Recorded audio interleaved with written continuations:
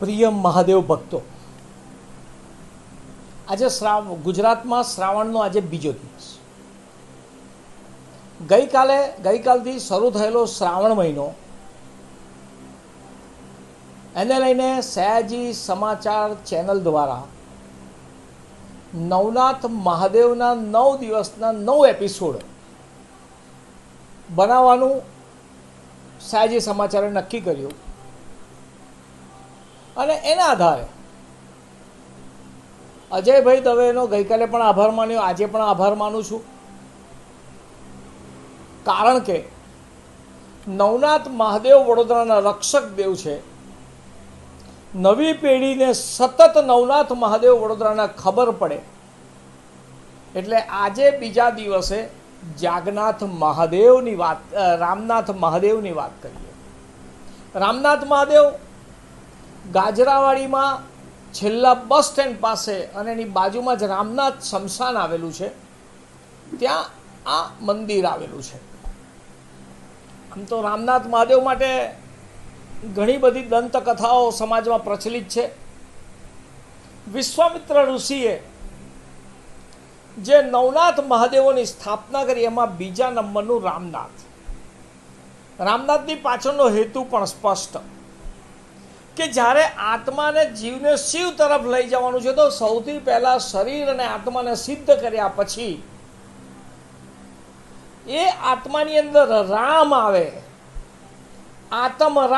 આત્મરામ જાગે. અને આપણે ત્યાં આ રામનો અર્થ અલગ અલગ છે. ઘણા લોકો, રાજકીય લોકો એને રામ એટલે રામ મંદિર સાથે જોડે છે, પણ અયોધ્યાના રાજા દશરથ એમના દીકરા રામના પહેલા પણ એક રામ થઈ ગયા. એ રામ એટલે પરશુરામ. જે એવું કહેવાય છે કે જે અજરા અમર છે. આજે પણ મહેન્દ્રગીરી પર્વત પર એ વિચરી રહ્યા છે. જગતમાં 7 લોકો ચિરંજીવ છે, એમાંના એક પરશુરામજી. તો આ જે રામની વાત છે એ દરેકના આત્મામાં રામ જગાડવાની વાત છે. આપણે એવું કહીએ છીએ, ઘણા લોકો કોઈ દમ વગરના હોય છે તો મરી જાય, તો આપણે એવું કહીએ છીએ કે આના રામ રમી ગયા. એટલું જ નહીં, ઘણામાં દમ નથી હોતો તો આપણે ઘણીવાર એવું કહી દઈએ છીએ આનામાં રામ નથી. ગુજરાતીની ઘણી કહેવતો છે કે રામ નથી. રામ પરથી ઘણી બધી કહેવતો આવે છે. અને જેનામાં રામ ના હોય, રામ એટલે નિષ્ઠા, રામ એટલે પ્રમાણિકતા, રામ એટલે વફાદારી, રામ એટલે આત્મની એક તાકાત, રામ એટલે સ્વાભિમાન, રામ એટલે આત્માભિમાન. રામના અનેક અનેક અનેક અનેક અર્થ થાય છે. એટલે દરેક વ્યક્તિમાં રામ આવે, દરેક વ્યક્તિમાં રામ જાગે, દરેક વ્યક્તિનો આત્મરામ જાગે, એના માટે રામનાથ. એવું પણ કહેવાય છે કે ભગવાન રામે જ્યારે વિચરતા હતા તે વખતે વટપત્ર નગર, પહેલા તો શંકરવન કહેવાતું, તે શંકરવનના વિસ્તારમાં રામની પૂજા કરેલી હતી. આ જગ્યાએ આવીને આ મહાદેવની પૂજા કરેલી હતી, રામનાથની. લગભગ એવું જે ઇતિહાસ કહે છે, નવનાથ મહાદેવની આજુબાજુમાં કાં તળાવ છે, કાં વાવ છે, કાં સ્મશાન છે અને વિશ્વામિત્રી નદી છે. કંઈ ને કંઈ એની સાથે જોડાયેલું છે. આપણા સનાતન ધર્મમાં એવું કહેવાય કે માણસ ગુજરી જાય પછી એ માણસને અગ્નિ સંસ્કાર કરવામાં આવે. એટલે અગ્નિ સંસ્કાર પછી એ તરત નહીને ભગવાનને પગે લાગીને પછી ઘરે આવે. ત્યાં અડકે નહીં, પરંતુ ભગવાનને પગે લાગીને આવે. એટલે રામને પગે લાગીને આવતા. મહાદેવોનો દેવ મહાદેવ એ રુદ્રનો અવતાર છે, સ્મશાનનો દેવ છે. તો રામનાથ મહાદેવમાં લોકો પગે લાગતા, શમશાનમાં જાય, બાજુમાં રામનાથ તળાવ, ત્યાં સ્નાન કરે અને પછી રામનાથ મહાદેવને પગે લાગે અને પછી પોતાના ઘરે આવે.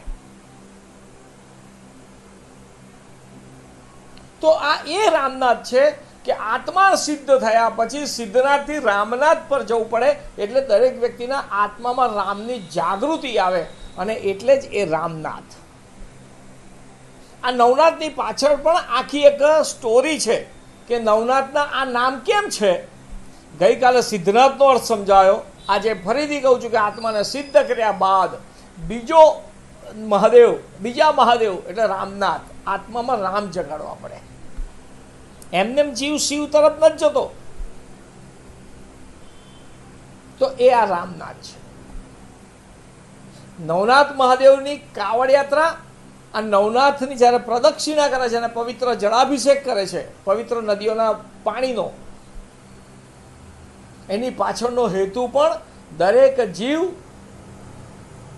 શ્રાવણના છેલ્લા સોમવારે જ્યારે આખા વર્ષ દરમિયાન, આખા મહિના દરમિયાન કોઈને કોઈ રીતે પુણ્ય કર્મ કરે, મહાદેવને યાદ કરે અને પછી જ્યારે કાવડ લઈને જલાભિષેક કરવા જાય તો મહાદેવને સમુદ્ર મંથન વખતે જે એમણે જે ઝેર પીધેલું અને નીલકંઠ વર્ણી બનેલા, તો એ નીલકંઠમાં શાંતિ થાય અને આ ઝેરની અસર ઘટે. સાથે સાથે જે શિવલિંગ છે એ પોતે જ એક અણુશક્તિ છે, એને ધ્યાનમાં રાખી આ રામનાથ મહાદેવની પૂજા કરવામાં આવે છે. સિદ્ધનાથ પછી રામનાથ. આજે આ બીજો દિવસ છે.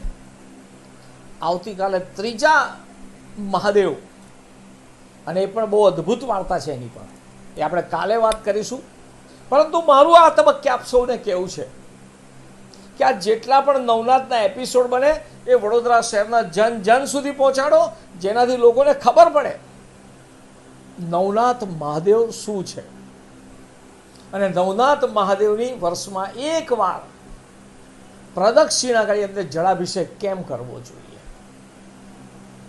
અને એટલે તો અમે કહીએ છીએ, જોઈ શું રહ્યા છો, નવનાથ મહાદેવ કાવડ યાત્રા સમિતિ દ્વારા નીકળતી નવનાથ મહાદેવની કાવડ યાત્રામાં કોઈને કોઈ પ્રકારે આપ જોડાઓ. 18 તારીખે શ્રાવણના છેલ્લા સોમવારે આ કાવડ યાત્રા સવારે 7 વાગે સિદ્ધનાથ મહાદેવથી નીકળશે અને જાગનાથ મહાદેવ પર પૂર્ણ કરશે. આમ તો કોટનાથ પર કરતા હોઈએ છીએ, પરંતુ કોટનાથ પર ખૂબ ગીચ જગ્યા છે, નાની જગ્યા છે અને એના કારણે ત્યાં ભંડારો અને મહાઆરતીમાં થોડી અગવડ પડે છે. એટલે આપણે કોટનાથથી જાગનાથ પર આવીને ત્યાં મહાઆરતી કરીએ છીએ અને પૂર્ણાહુતિ કરીએ છીએ. અને આ મહાઆરતીમાં પણ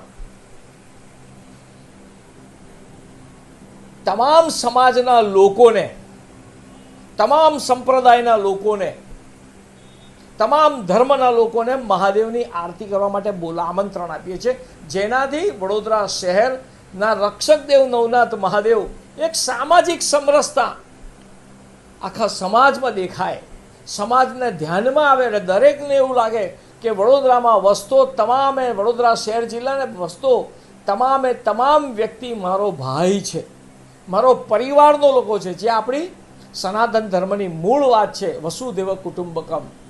વડોદરા શહેર જિલ્લામાં રહેતા તમામ વ્યક્તિઓ આપણા પરિવારના સદસ્ય છે અને નવનાથ મહાદેવ તમામનું રક્ષણ કરે છે. કોઈ એક ધર્મનું, એક સંપ્રદાયનું રક્ષણ નથી કરતા. નવનાથ મહાદેવ તમામનું રક્ષણ કરે છે. અને એટલે જ આપણે સામાજિક સમરસતા રાષ્ટ્રીય સ્વયંસેવક સંઘ દ્વારા દર શતાબ્દી વર્ષ નિમિત્તે જ્યારે સામાજિક સમરસતાની જ્યારે કામ થઈ રહ્યું છે, એ જ દિશામાં આપણે પણ કામ કરી રહ્યા છે કે સમાજના તમામ લોકો, તમામ ધર્મના લોકો, તમામ પંથના લોકો, આપણે સૌ વડોદરાના નાગરિકો છીએ, એક પરિવાર છીએ.